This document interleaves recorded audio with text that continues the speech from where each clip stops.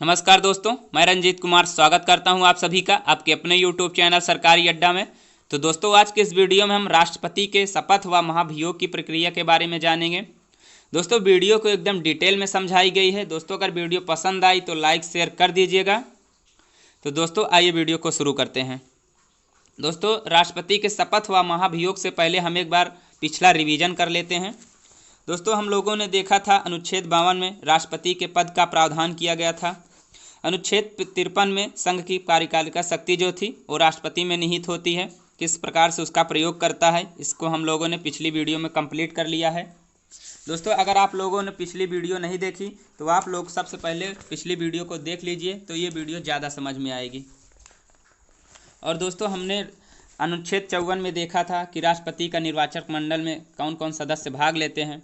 और अनुच्छेद 55 में देखा था हम लोगों ने राष्ट्रपति के निर्वाचन की रीति कैसी होती है। और उसके बाद हमने क्या देखा था, अनुच्छेद 55 देख लिया था। अनुच्छेद 56 में हम लोगों ने देखा था कि राष्ट्रपति का कार्यकाल कितना होता है। अनुच्छेद 57 में हम लोगों ने देखा था कि राष्ट्रपति पुनः निर्वाचन के लिए पात्र होगा। और अनुच्छेद 58 में राष्ट्रपति की योग्यता के बारे में देखा था। और अनुच्छेद 59 में राष्ट्रपति के वेतन और भत्ते के बारे में देखा था, जो कि भारत की संचित निधि से दिया जाता है। दोस्तों, पिछली वीडियो में हम लोगों ने इतना कंप्लीट कर लिया था। और आज अगली वीडियो इस वीडियो में आज हम लोग देखेंगे राष्ट्रपति के शपथ व महाभियोग। तो दोस्तों, सबसे पहले राष्ट्रपति के शपथ का प्रावधान, तो क्वेश्चन यही पूछेगा कि भारत के राष्ट्रपति के शपथ का प्रावधान किस अनुच्छेद में किया गया है। तो दोस्तों, अनुच्छेद 60 में जो है भारत के राष्ट्रपति के शपथ का प्रावधान किया गया है। कहाँ किया गया है? अनुच्छेद 60 में भारत के राष्ट्रपति की शपथ का प्रावधान किया गया है। और दोस्तों, भारत के राष्ट्रपति को शपथ जो है वो भारत के मुख्य न्यायाधीश दिलाते हैं। कौन दिलाते हैं? भारत के मुख्य न्यायाधीश भारत के राष्ट्रपति को शपथ दिलाते हैं। अगले अनुच्छेद पर चलते हैं। अगला अनुच्छेद है दोस्तों, किस प्रकार से राष्ट्रपति पर महाभियोग चलाया जाएगा। अनुच्छेद 61 में राष्ट्रपति पर महाभियोग चलाने की प्रक्रिया का वर्णन किया गया है।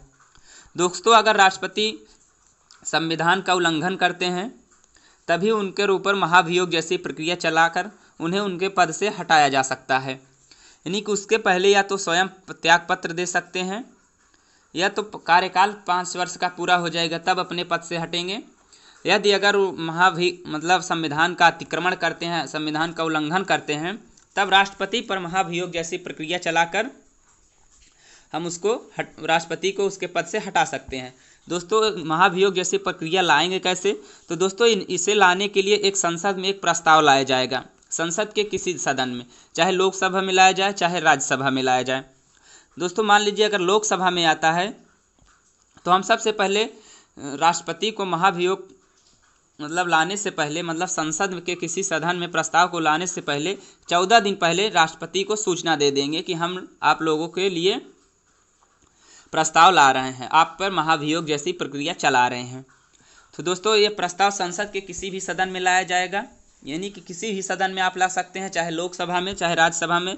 लेकिन दोस्तों, जिस भी सदन में प्रस्ताव लाया जाएगा उस सदन के सदस्य के 1/4 सदस्यों के हस्ताक्षर होने चाहिए। यानी कि उस सदन में जितने भी सदस्य होंगे उसके 1/4 सदस्यों का हस्ताक्षर होना चाहिए। दोस्तों, जब तक ये 1/4 सदस्यों के हस्ताक्षर नहीं होंगे या प्रस्ताव स्वीकार नहीं माना जाएगा। उसके बाद दोस्तों, उस सदन के जिसमें महाभियोग प्रस्ताव पेश किया जाएगा, उसके बाद वहाँ के 2/3 सदस्यों द्वारा पारित कर देने पर यह प्रस्ताव दोस्तों दूसरे सदन में जाएगा। यानी कि अगर लोकसभा में आया है दोस्तों, तो वहाँ के 2/3 सदस्यों द्वारा पारित कर दिया जाएगा, तो यह दूसरे सदन में यानी कि राज्यसभा में जाएगा। और राज्यसभा जाएगा दोस्तों, यानी कि जब दूसरे सदन में जाएगा तो वहाँ पर राष्ट्रपति पर जो आरोप लगाया जाएगा उसकी जांच करेगा या तो जांच करवाएगा।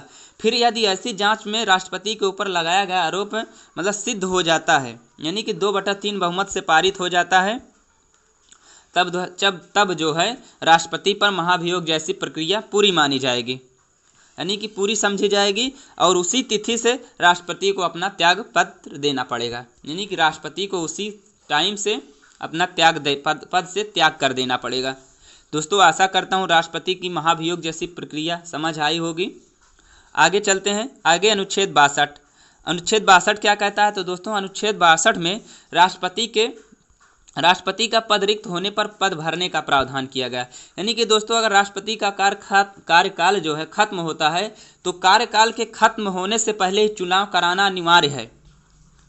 यानी कि नए राष्ट्रपति का चुनाव करा लेना अनिवार्य है कार्यकाल खत्म होने से पहले। किसी भी स्थिति में राष्ट्रपति का चुनाव कराना अनिवार्य है। अगर दोस्तों चुनाव नहीं होता है तो जब उपराष्ट्रपति राष्ट्रपति के पद पर बैठेंगे तो उसके 6 माह के अंदर चुनाव कराना अति आवश्यक होगा। यहाँ तक आप लोगों को बात समझ आई होगी। तो अगले पॉइंट पर चलते हैं। अगला हेडिंग आप लोग लगाएंगे भारत के पूर्व राष्ट्रपति तथा वर्तमान राष्ट्रपति।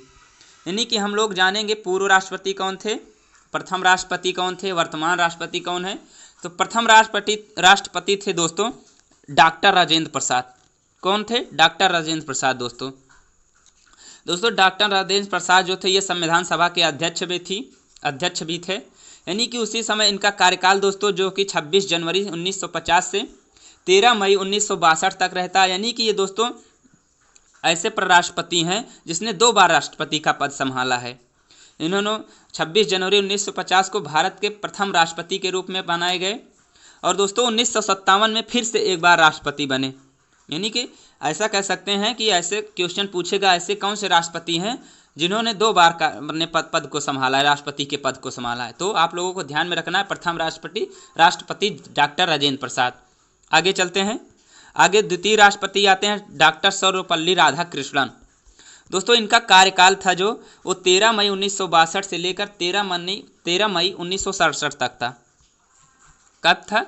13 मई 1962 से लेकर 13 मई 1967 तक था। दोस्तों ये 13 मई 1962 को भारत के द्वितीय राष्ट्रपति के रूप में शपथ लेते हैं। यानी कि द्वितीय राष्ट्रपति बनते हैं। और दोस्तों इसके पहले जो है ये भारत के प्रथम उपराष्ट्रपति थे। हम लोग जो है उपराष्ट्रपति में इसको अच्छे से पढ़ेंगे। और दोस्तों इन्हीं के जन्मदिन पर भारत में शिक्षक दिवस के रूप में मनाया जाता है। कब? इन्हीं के जन्मदिन को। और दोस्तों इनका जन्मदिन होता है 5 सितंबर को।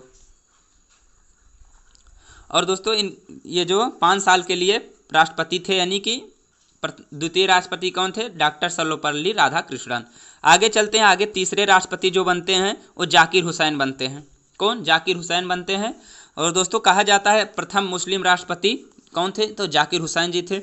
इन्होंने दोस्तों इनका कार्यकाल जो था 13 मई 1967 से 3 मई 1969 तक, यानी कि लगभग दो साल तक इन्होंने कार्यकाल को संभाला था, यानी कि पद को संभाला था। उसके बाद प्रथम ऐसे राष्ट्रपति हैं दोस्तों जिनका पद पर रहते हुए मृत्यु हो जाती है। और उस समय जो है उपराष्ट्रपति कौन थे? तो उस समय उपराष्ट्रपति थे वीवी गिरी। वही जो है भारत के कार्यवाहक राष्ट्रपति बनते हैं। कौन? वीवी गिरी। और दोस्तों बाद में वीवी गिरी जो है त्याग दे देते हैं, त्याग पत्र दे देते हैं। और भारत में ऐसी स्थिति आ जाती है दोस्तों कि उस टाइम राष्ट्रपति का भी पद खाली रहता है और उपराष्ट्रपति का भी पद खाली रहता है। यानी कि प्रथम मुस्लिम राष्ट्रपति जाकिर हुसैन, प्रथम जिनके पद पर रहते हुए मृत्यु हो गई राष्ट्रपति तो जाकिर हुसैन। अगले राष्ट्रपति पर चलते हैं। चौथे राष्ट्रपति बनते हैं वीवी गिरी। दोस्तों वीवी गिरी ऐसे राष्ट्रपति थे जो प्रथम निर्दलीय राष्ट्रपति थे। और दोस्तों इनका कार्यकाल जो था वो 24 अगस्त 1969 से 24 अगस्त 1974 तक था। यानी कि ये 24 अगस्त 1969 में राष्ट्रपति बनते हैं, भारत के चौथे राष्ट्रपति बनते हैं। आगे चलते हैं। पांचवें राष्ट्रपति दोस्तों हैं फखरुद्दीन अली अहमद। फखरुद्दीन अली अहमद का दोस्तों कार्यकाल जो था ये 24 अगस्त 1974 से 11 फरवरी 1977 तक था। यानी कि ये दूसरे ऐसे राष्ट्रपति हैं जिनके पद पर रहते मृत्यु हो जाती है। और उसके बाद दूसरे कार्यवाहक राष्ट्रपति बनते हैं बीडी जंती। कौन बनते हैं? बीडी जंती उस समय उपराष्ट्रपति थे तो वही कार्यकाल राष्ट्रपति का संभाले थे। आगे छठवें राष्ट्रपति बनते हैं नीलम संजीवा रेड्डी। कौन बनते हैं? नीलम संजीवा रेड्डी राष्ट्रपति बनते हैं छठवें। और दोस्तों इनका कार्यकाल था 25 जुलाई 1977 से 25 जुलाई 1982 तक था। दोस्तों यह प्रथम ऐसे राष्ट्रपति थे जो निर्विरोध चुने गए थे। कौन? नीलम संजीवा रेड्डी।